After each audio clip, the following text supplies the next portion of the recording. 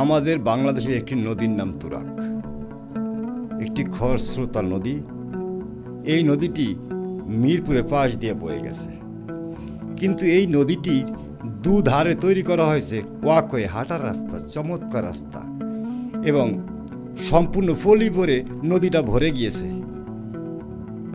দেখলে মনে হয় যেন নদী নয়, অন্য কিছু। পানি কমে গিয়েছে, পানি দুর্গন্ধ এবং ময়লাযুক্ত। এই নদীটার যেভাবে দুধারে তৈরি করা হয়েছে নান্দনিক দৃশ্য হাঁটার জন্য, এবং পাশে তৈরি করা হয়েছে এই স্ল্যাব দিয়ে তৈরি করা হয়েছে নদীর থেকে উপরের দিকে ওঠার বিভিন্ন রকম রাস্তা, এবং এখানে লাগানো হয়েছে বিভিন্ন রকম গাছ, বনায়ন করা হয়েছে নদীর ধারে। তবে নদীর দিকে কারো কোনো খেয়াল নাই, নদীটা ভরাট হয়ে গেছে। নদীর দোনোধারে উঁচু ঢিবির মতো মনে হয় যেন চর পড়ে গেছে এই নদীতে। হয়তোবা আমরা দেখব এই নদীতে হয়তো একটি মসজিদ হয়েছে, নাহলে একটি মাদ্রাসা হয়েছে, নাহলে একটি মক্তব হয়েছে, উন্নয়নমূলক কিছু হয়েছে। আসলে হওয়ার বিষয়টা হচ্ছে জায়গাটাকে দখল করতে হবে। দখল করার কত প্রক্রিয়া, যা আপনারা অনেকেই জানেন, যে নদীর দ্বারে দখল বাণিজ্যের কোনো শেষ নাই।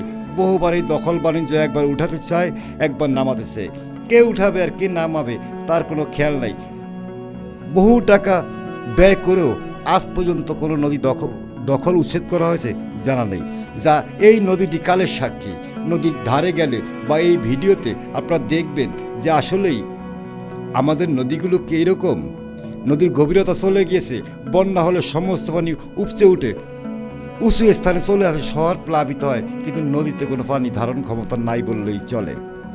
সেখানে নৌকা চলতেছে, জাহাজ চলতেছে, মেয়েরা সেখানে পানিতে নান্দনিকভাবে ঘোরাফেরা করতেছে নৌকায় বসে, কিন্তু দুর্গন্ধ ময়লায় কেউ টিকতে পারতেছে না। আমাদের নদীর অবস্থা যদি এই হয়, আশা করি এই অবস্থা থেকে আমরা কবে উত্থান পাবো আশা তো করতেই পারি, কিন্তু কবে উত্থান পাবো সেই বিষয়টা অজানা। আশা করি আমরা এর থেকে যেন উত্থান পাই, আমাদের নদীর গভীরতা যেন ফিরে পাই। হয়তো কেউ না কেউ এগিয়ে আসবেন, দখলমুক্ত করার জন্য এগিয়ে আসবেন। আমাদের নদী আমাদের কাছে ফিরিয়ে দেওয়া মানে আমাদের প্রাণ ফিরিয়ে দেওয়া। আশা করি এদিকে সবাই লক্ষ্য রাখবেন। নদী দখল প্রয়োজন নয়, নদী আমাদের একটি প্রাকৃতিক সম্পদ। এই প্রাকৃতিক সম্পদ, আমরা মাছে ভাতে বাঙালি, নদীতে অজস্র মাছ উৎপাদন হয়, যেই মাছ থেকে আমরা আমাদের আমিষের চাহিদাও পূরণ করতে পারি। এবং বিভিন্ন বাণিজ্যিক ক্ষেত্রে এই নদী অত্যন্ত সহজভাবেই কম মূল্যে বিভিন্ন মালামাল পরিবহন করে, আনা নেওয়া করে, এবং নদীর পানিতে দারুণ ফসল উৎপন্ন হয়। এই নদীগুলোকে কিভাবে রক্ষণাবেক্ষণ করা যায় আর কিভাবে করা যায় না, হয়তো সেটা আমরাই করব। আমাদের সেদিকে সচেষ্ট হওয়া উচিত।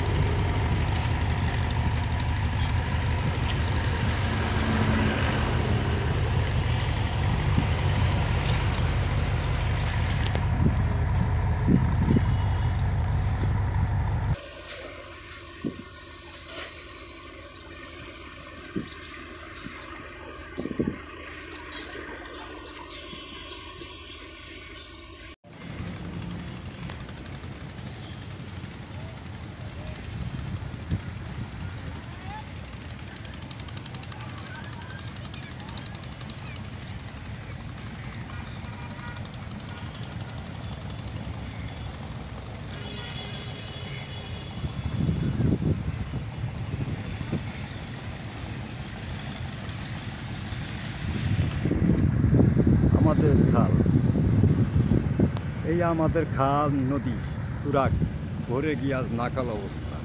আপনারা দেখলে কেউ বিশ্বাস করবেন না যে হ্যাঁ, তুরাগ ডেকোরেশন করা হয়েছে দারুণভাবে।